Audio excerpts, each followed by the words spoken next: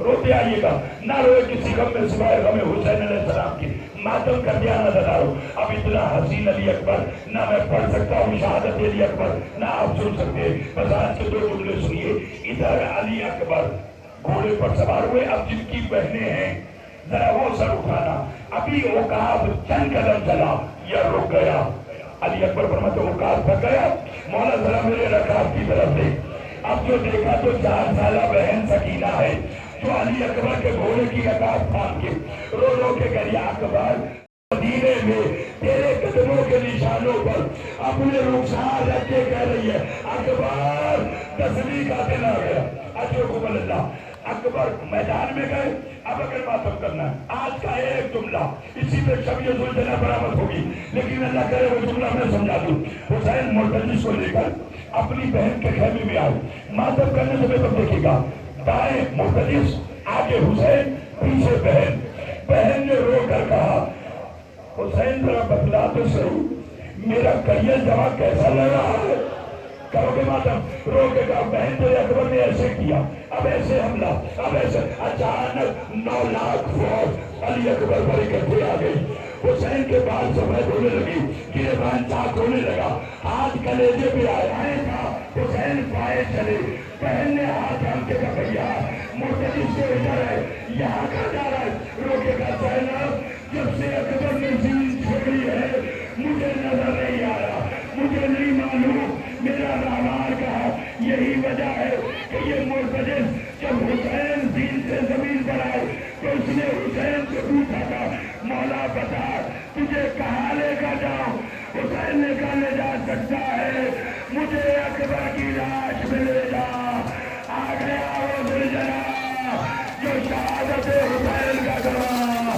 سکینہ روتی رہی، پہلے روتی رہی.